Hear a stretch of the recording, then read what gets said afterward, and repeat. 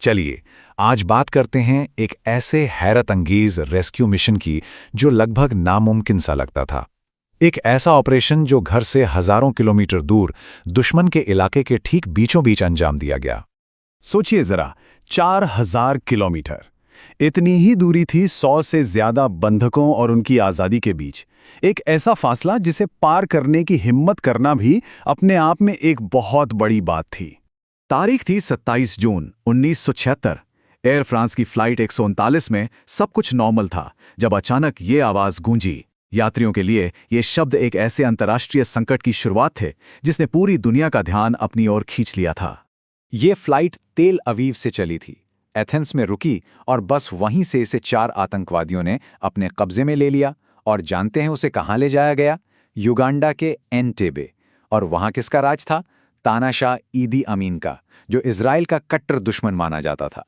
तो एंटेबे में उतरते ही हालात और भी खराब हो गए। अब हाईजैकर्स 4 नहीं बल्कि 7 थे और उन्हें मिला हुआ था युगांडा की सेना का पूरा साथ। मतलब वो एयरपोर्ट अब एक किला बन चुका था जिसे भेदना नामुमकिन था। इसके बाद हाईजैकर्स ने रखी अपनी मांगे और इजराइल के सामने एक ऐसी मुश्किल खड़ी कर दी जिसका कोई आसान जवाब नहीं था। तो मामला बिल्कुल साफ था। एक तरफ थी हाईजैकर्स की मांगे और दूसरी तरफ थी इजराइल की सालों पुरानी पॉलिसी। आतंकवादियों से कोई बातचीत नहीं। अब सोचिए, अगर मांगे मान लेते तो और आतंकवाद को बढ़ावा मिलता, और अगर नहीं मानते तो अपने 100 से ज्यादा नागरिकों को मौत के मुंह में धकेल देते। मामला और भी ज्यादा संगीन तब हो गया जब हाईजैकर्स ने एक बहुत ही क्रूर कदम उठाया। उन्होंने इजरायली पासपोर्ट वाले और यहूदी यात्रियों को बाकी लोगों से अलग करना शुरू कर दिया। जाहिर है, इस ग्रुप के लिए खतरा कई गुना बढ़ गया था। अब वक्त रेत की तरह हाथ से फिसल रहा था, तो इजराइल ने एक साथ 2 मोर्चों पर काम करना शुरू किया।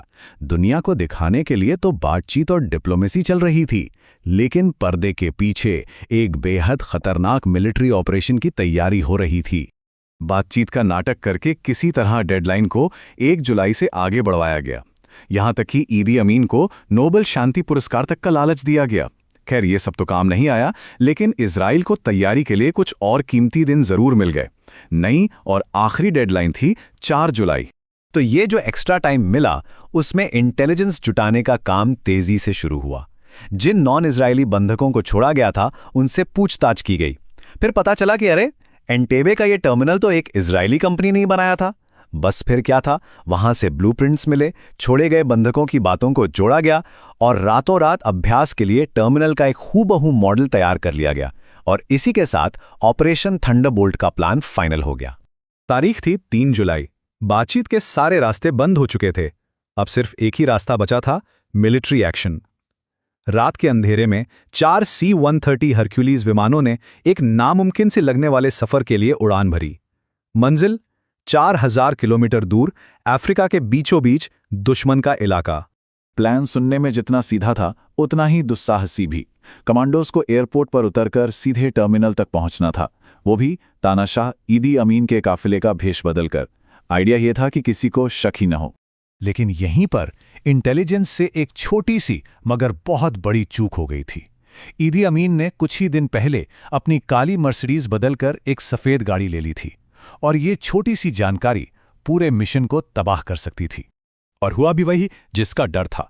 जैसे ही कमांडोज का काफिला टर्मिनल की तरफ बढ़ा, युगांडा के 2 संतरियों ने उस काली मर्सिडीज को देखकर उन्हें रोक लिया। उन्हें शक हो गया था। बस सरप्राइज का एलिमेंट वहीं खत्म हो गया।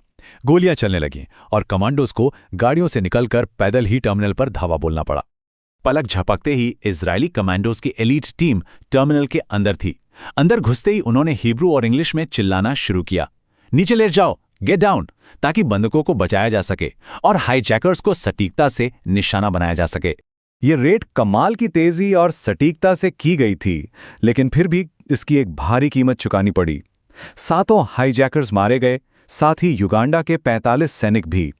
दुख की बात यह है कि क्रॉस फायर में 3 बंधकों की भी जान चली गई और इजराइल ने भी अपने एक कमांडो को खो दिया।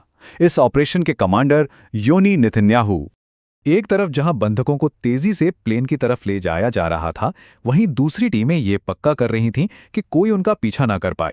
इसके लिए उन्होंने रनवे पर खड़े युगांडा के 11 मिग फाइटर जेट्स को तबाह कर दिया।